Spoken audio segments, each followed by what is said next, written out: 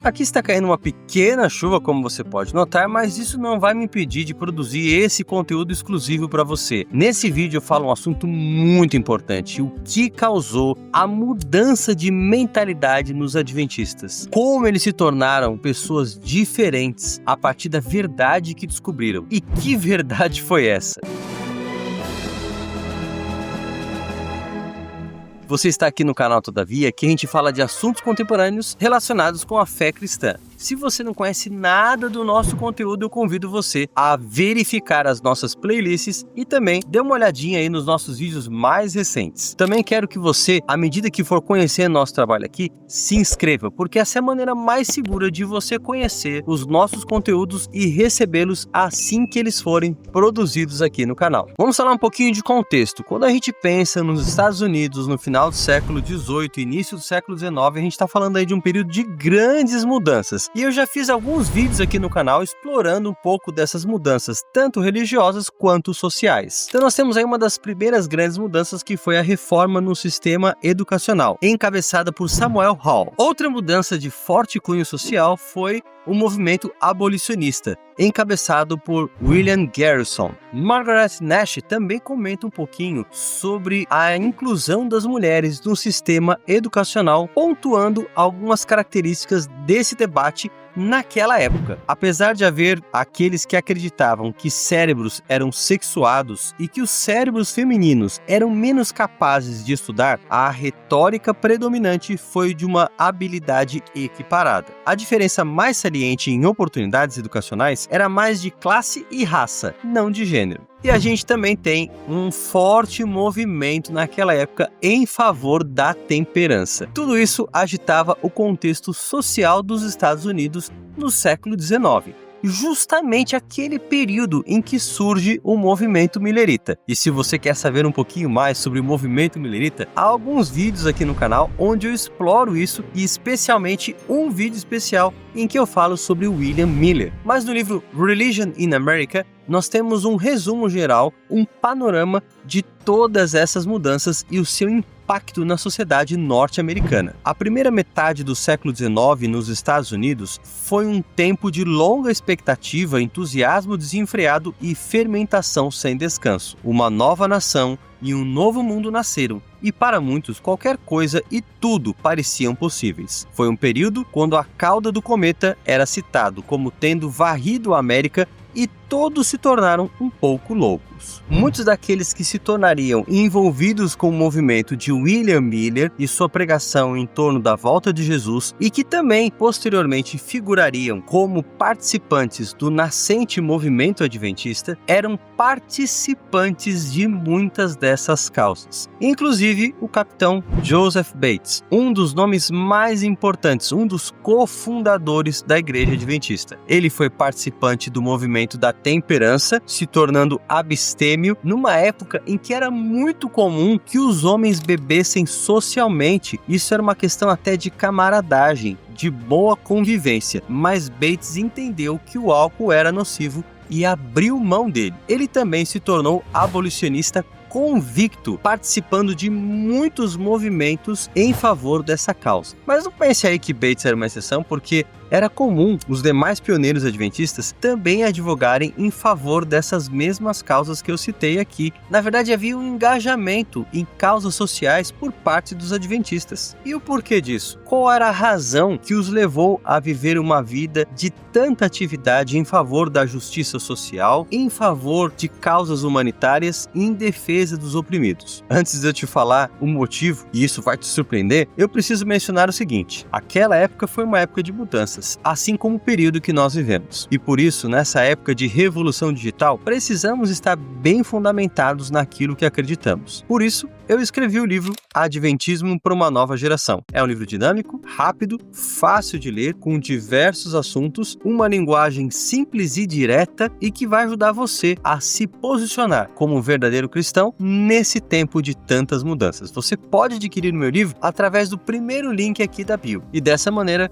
você vai estar preparado para responder pela fé às mudanças desse tempo. No ano passado foi lançado o livro The Oxford Handbook of Seventh-day Adventists, editado por grandes teólogos adventistas e historiadores. Esse material traz diversos capítulos. E no capítulo escrito por Michael Campbell, Theological Roots of the Seventh-day Adventism, ele fala um pouquinho, como diz o título, sobre as raízes da teologia adventista do sétimo dia. E é interessante algumas considerações que ele traz ali. Eu quero compartilhar pelo menos 2 pensamentos desse autor. Em primeiro, ele fala sobre a questão da percepção da verdade. Os adventistas empreenderam uma busca pela verdade baseados no seu senso de que aquilo que a Bíblia diz é de fato verdadeiro. Ao mesmo tempo, eles também não descartaram outras formas de Deus se revelar, como, por exemplo, a revelação de Deus contida na natureza, que não está na mesma importância, no mesmo nível que se atribui à Bíblia, mas que também é vista como uma forma complementar de Deus se revelar. Isso até pode ser expandido para a aceitação do ministério profético de Ellen White, que, mais uma vez, não está em pé de igualdade com a Bíblia, no sentido de que a Bíblia é a base da nossa fé, mas que também serve para complementar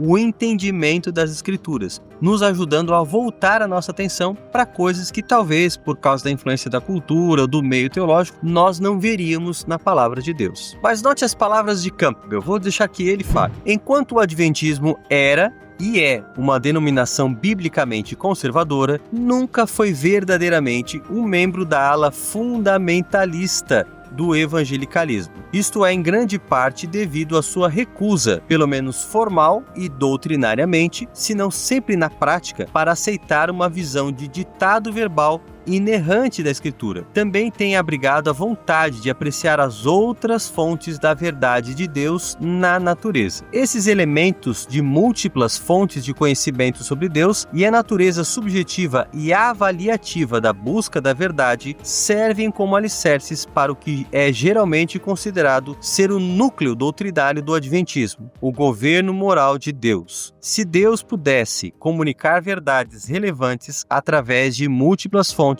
como a filosofia do senso comum escocês acreditava, então poderíamos usar essas fontes para entender e avaliar as afirmações feitas pela Bíblia sobre Deus. Isso nos ajuda a entender por que os adventistas, na sua busca e na sua compreensão da verdade bíblica, não passaram a advogar um conceito de verdade absoluta, como o próprio Campbell vai chegar também à conclusão. Isso ajuda para endossar um vídeo que já é um pouquinho antigo aqui no canal, no qual eu falo sobre essa questão da verdade absoluta. Nós não acreditamos historicamente numa verdade absoluta, e eu já expliquei o porquê ali. Acreditamos sim que é uma verdade que pode ser apreendida, mas não é uma verdade exaustiva sobre todos os pontos. Uma verdade absoluta pressupõe uma mente absoluta capaz de compreendê-la em sua totalidade, e só existe no universo inteiro uma mente que conhece a verdade em todas as suas implicações, em todos os seus aspectos, e que não pode ser enviesada por nenhuma experiência. Essa mente que nada relativiza e que tudo compreende em seu devido contexto é a mente divina. Como eu, ser humano, não possuo a mente divina, eu não consigo entender a verdade em todas as suas nuances, mas eu posso sim entender o suficiente para aceitar aquilo que é necessário para a minha salvação. Confira esse vídeo aqui no canal, onde eu explico isso em mais detalhes, mas os pioneiros adventistas, eles defendiam sim aquilo que era chamado de verdade presente, ou seja, a compreensão possível da verdade dentro da luz daquilo que Deus derramou para cada época, com suas ênfases distintas. A verdade presente hoje não contradiz aquilo que foi compreendido como verdade no passado, mas complementa e ajuda a suprir as carências, as lacunas que as pessoas tiveram em relação à compreensão da verdade no passado. A verdade não muda, mas a nossa compreensão a respeito dela, sim, essa pode evoluir, pode crescer, e à medida que nós estudamos a palavra de Deus, isso se torna possível. Mas dentro das verdades que os pioneiros compreenderam, a base sim era a doutrina do santuário. Cristo em seu santuário foi um excelente complemento à compreensão do plano da salvação. E por meio dessa doutrina, os pioneiros adventistas passaram a entender as coisas sob uma nova luz. Principalmente porque a obra realizada por Cristo tem que ver com a purificação do seu povo aqui na terra. Olha como Campbell trata trata desse assunto no seu capítulo. O impacto foi mais do que teórico, mas também imediato e prático. Aqueles que abraçaram a mensagem maior do santuário, do governo moral de Deus, estavam ativos nos movimentos anti-escravidão e reforma da temperança. Adventistas que, através da sua visão da purificação do santuário celestial, viram esses movimentos de reforma social como de particular importância. Eles acreditavam que a purificação do santuário celestial era para envolver uma purificação paralela do povo de Deus na terra, tanto individualmente quanto para a igreja como um todo. Isso significava que a igreja e seus membros foram purificados do egoísmo e egocentrismo do pecado. Tinha uma responsabilidade de cuidar de seus vizinhos através de vários movimentos de reforma social, incluindo especialmente oposição à instituição da escravidão. Por isso os adventistas se engajaram tanto. Por isso que eles estavam tão preocupados em defender a justiça social, não compreendida em termos como as pessoas às vezes debatem nos nossos dias, falando mais de políticas e muitas vezes de uma maneira enviesada dentro de uma determinada visão política. Não, os pioneiros estavam preocupados com obras de assistência, em se mobilizar para ajudar as pessoas. E a gente vê, por exemplo, um dos filhos de Ellen White completamente envolvido na evangelização e na ajuda a pessoas de cor negra. Tudo isso porque era necessário que as pessoas conhecessem o plano da salvação. Tudo isso porque se eu creio num Salvador que está ministrando por mim no santuário celestial, então eu percebo que a minha vida tem que ser similar à vida do povo de Israel no momento em que eles também estavam passando pelo juízo de investigação. A cada ano, no santuário, eles realizavam o ritual da purificação. Esse era um dia de jejum, era um dia de afligir a alma, era um dia de se confessar a Deus e de buscar o perdão de forma definitiva. O povo de Israel se preparava para esse dia e eles terminavam esse momento reafirmando a sua aliança com Deus. Nós também vivemos um período em que há muitas necessidades. Temos que ser os melhores vizinhos, as pessoas mais generosas, aquelas pessoas que estejam sempre com os ombros dispostos a acolher aqueles que necessitarem. Devemos ser amigos com conselhos sábios, devemos ser pais especialmente amorosos, devemos ser esposas carinhosas e que saibam gerenciar o lar com equilíbrio, devemos ser pessoas honestas e íntegras.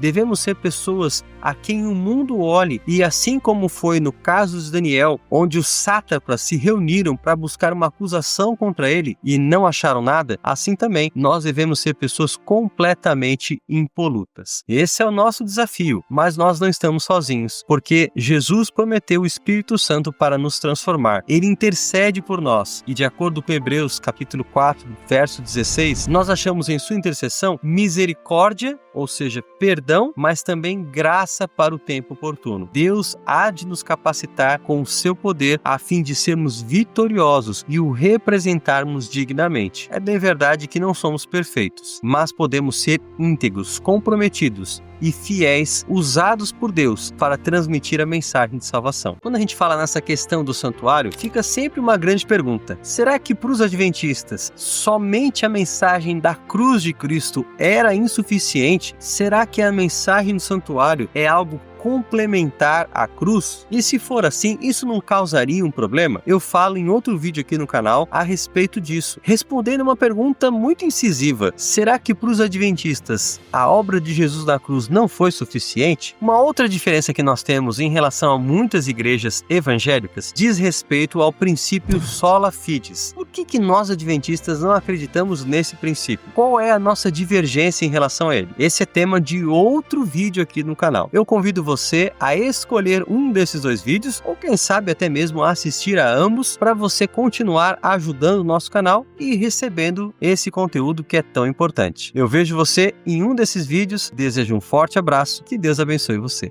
You must do his sweet will to be free from all ill. On the altar your all you must lay. Is your all on the altar of sacrifice laid? Your heart does the Spirit